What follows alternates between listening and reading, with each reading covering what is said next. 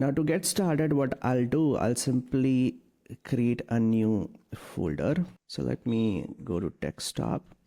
I'm going to use bunx and then create next app. And let's call this Vercel AI SDK tutorial. I'm going to choose all of the recommended defaults, which is going to include TypeScript, ESLint, Tailwind CSS, app router. Okay, so you can see that the project setup is complete. Let me open this folder inside of the cursor. Okay, so we have all the files present over here. The first thing that I'll do, I'll simply create a .env.local file. Inside of this file, I'm going to create a variable called OpenRouter API underscore key. And here we need to add our OpenRouter API key. Now to get your OpenRouter API key, you can go to OpenRouter, log into your account, make sure you have some credits, and then you need to go to keys. Here you can generate your keys by clicking on this button. You can name your key test key. You can also put a credit limit. So let me do $5 for now, and then I'll hit on create button. I'll copy my API key. I'll come here, paste it right there. So I have added the API key. In order to set up this in our Next.js application, we need to install the package for core. And then since we are using Next.js with React, so we'll have to use the React UI package.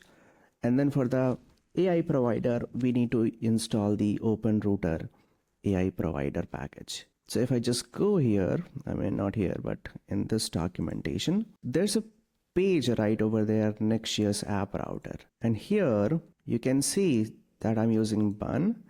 So this is the command that I can use.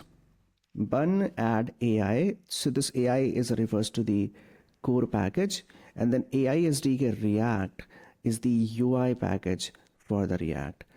Jod is for schema declaration and validation. So I'm going to copy this command. I'm going to open the terminal and paste it right here. Now, if you take a look at this command, this AI refers to the core package, and then AI SDK React is the UI package. And according to this thing, we also need the AI provider package. And since we're using OpenRouter in this video, what we can do, I can actually search for OpenRouter here, and then it will take me here, and then it will tell me, okay, this is the package that you need to install. So I'm also going to copy this one, okay, paste it right here. So these are all the packages that we need. I'm going to hit enter, and you can see these are all the packages that this has installed, these versions specifically. Okay, so we have added our API key. We have added the necessary packages that we need to install. Now next step is to create a provider instance. So how about we simply come here inside of the app directory. Let me create a folder called provider, and then inside of this I'm going to create a new file called openrouter.ts. okay, and then I'm going to copy and paste this code. So I'm going to copy this one, paste it right here. And I think it's also a good idea that I export this constant OpenRouter. So what I'm really doing here is I'm importing create OpenRouter from OpenRouter AI SDK provider, calling this by passing the API key. And here we can specify that our API key exists at OpenRouter API key like this. And then we are just exporting this instance so that we can use this in different files. Okay, all right. Now next step is to create an endpoint. So I'm going to create an API folder. Inside of this, I'm going to create another folder called chat. And then this chat is going to be a route handler. So that means we need to create a route.ts file. Okay. Now, before I write some code in this file, let me briefly explain some of the important, let's say, methods available to us. So if we just take a look at the examples, inside of the Vercel AI SDK, you have different functions available depending upon what you need to do. The most important one is going to be this generate text and stream text functions. Okay, and these are pretty self-explanatory. I don't have to explain anything, But what this really means is that generate text, when you call generate text like this, it is going to generate an entire response when the response is finished, right? But in case of a stream text, it is going to start returning this response as soon as the part of the response is available. So most likely when you use ChatGPT or something, you see that the response gets streamed out to you. What you're saying over there is a streaming basically. Okay. Now if we just go back to the Next.js app router documentation, inside of the API chat, we need to create a post handler that will do something like this. Let me copy paste this code and then explain what is going on here. This. Okay, so I have copy pasted this code. Now let me explain what is going on. So we have imported a stream text UI message convert to model messages from AI SDK core. What this means is that whenever we receive a post request to API chat endpoint, we're getting all the messages from the UI side. Okay, we're calling the stream text function by passing the model and the messages. We cannot pass these messages directly to this messages property. So we need to call the function convert to model messages and thereby passing the messages. It is going to format things correctly, and then we are sending the responses in a streamed way to the client. Okay, now this is fine if you are using probably, let's say, OpenAI provider or something, but we are not using that. We are using the OpenRouter.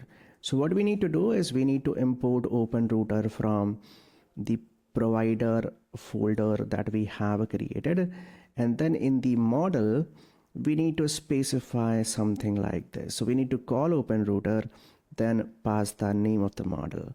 Now we just need to check if the name of this model is correct.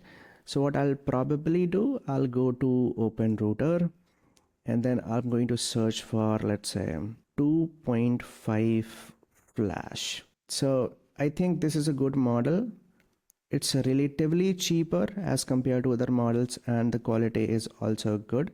So I'm going to just copy this text and I'll simply paste it right over here. This is all we needed to do for the backend side of things. Now let's go to the front end side.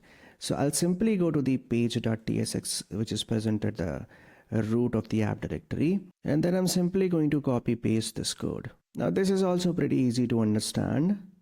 Let me explain what is going on. Okay, so first of all, this needs to be a client component. We're using use chat hook from AI SDK React, and then we are creating this state variable called input, and then we are calling this use chat hook. Now the interesting thing is about this use chat hook is that it is going to call this API chat endpoint automatically, which we have just created. Okay, so when we call this hook, it gives us access to the messages available, and then send message function, which will allow us to send all these messages to the backend, to the API chat endpoint. So in the JSX, you can see we are rendering all of these messages right over here.